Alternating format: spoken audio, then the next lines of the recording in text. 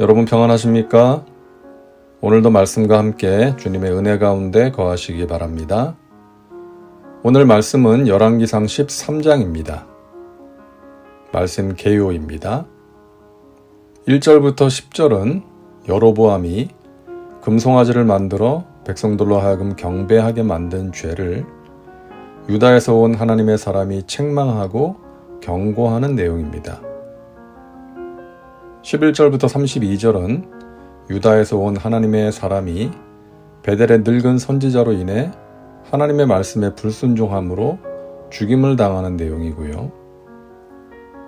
33절과 34절은 하나님의 사람의 엄중한 경고에도 불구하고 여로보암이 악한 길에서 떠나지 않았다는 말씀입니다.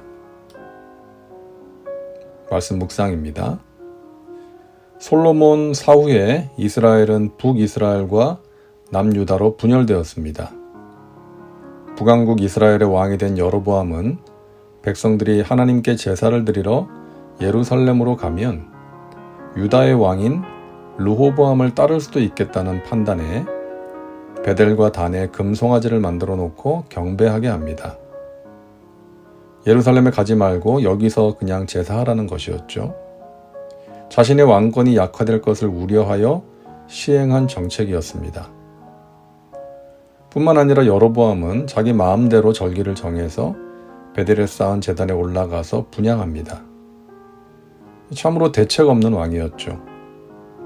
하나님 무서운 줄 모르고 하나님께서 금하신 일들을 행한 것입니다.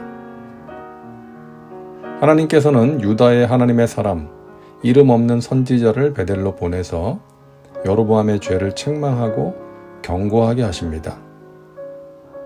그가 도착했을 때 마침 여로보암이 제단 곁에 서서 분향을 하고 있었죠. 그 모습을 보고 외칩니다. 하나님의 사람이 제단을 향하여 야훼의 말씀으로 외쳐 이르되 제단아 제단아 야훼께서 이와 같이 말씀하시기를 다윗의 집에 요시아라 이름하는 아들을 낳으리니 그가 내 위에 분향하는 산당 제사장을 내 위에서 제물로 바칠 것이요 또 사람의 뼈를 내 위에서 사르리라 하셨느니라 하고, 이 말씀은 약 300년 뒤에 요시야 왕에 의해서 시행될 일들을 예언한 것입니다.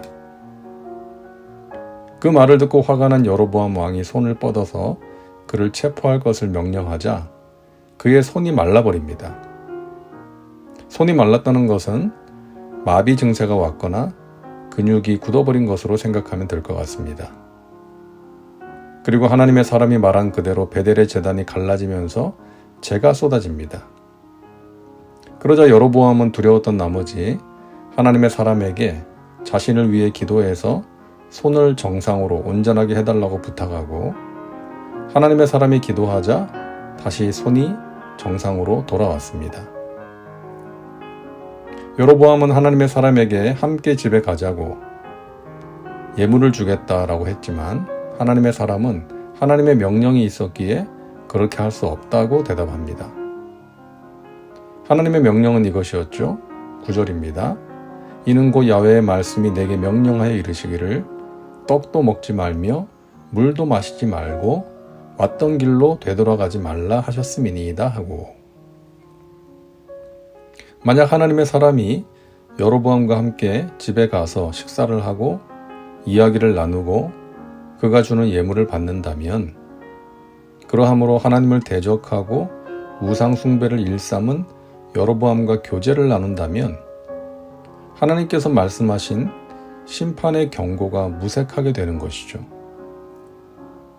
그래서 하나님께서는 그 땅에서 먹지도 마시지도 말고 속히 떠날 것을 명령하셨던 것입니다. 그렇게 여로보암의 제안을 거절하고 길을 떠난 하나님의 사람은 안타깝게도 베델의 늙은 선지자에게 속아서 그의 집에 가서 떡을 먹고 물을 마시게 되고 결국 사자에게 물려 죽게 됩니다.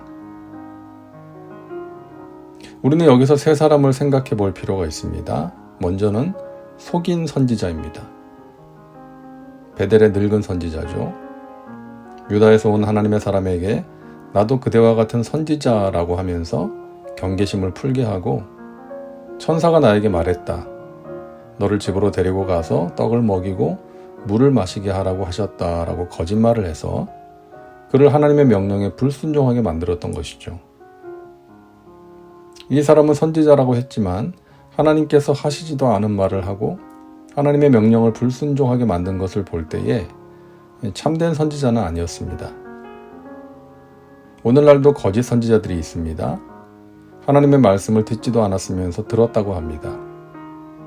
자신의 생각을 하나님의 뜻이라고 교묘하게 속입니다. 사람들을 진리의 길, 생명의 길로 인도하지 않고 오히려 잘못된 길로 인도합니다.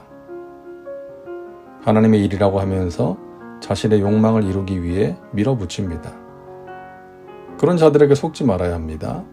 하나님의 뜻을 거스르게 만드는 사람, 눈을 어둡게 하는 사람을 조심해야 합니다. 자, 또 한 사람은 속은 선지자입니다. 이 사람은 베델의 늙은 선지자에게 속아서 하나님의 명령을 지키지 않았고 결국 죽었습니다. 그의 죽음이 충격이고요. 참 안 됐다는 생각도 듭니다. 하지만 그를 통해서 사람의 말 때문에 하나님의 말씀을 저버리는 일이 없어야 한다는 것을 다시금 배우게 됩니다.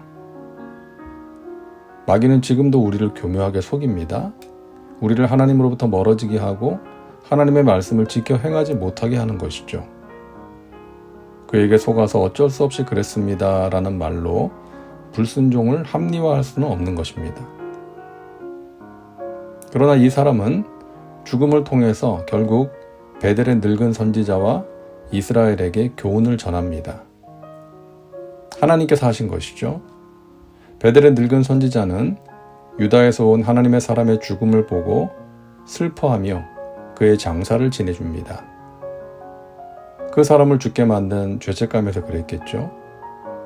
그리고 사자가 시체를 먹지도 않고 옆에 있는 나귀를 공격하지도 않는 것을 보면서 하나님께서 하시는 일임을 알고 하나님에 대한 경외심을 갖게 되었겠죠. 그래서 말합니다. 그 사람을 장사한 후에 그가 그 아들들에게 말하여 이르되 내가 죽거든 하나님의 사람을 장사한 묘실에 나를 장사하되 내 뼈를 그의 뼈 곁에 두라.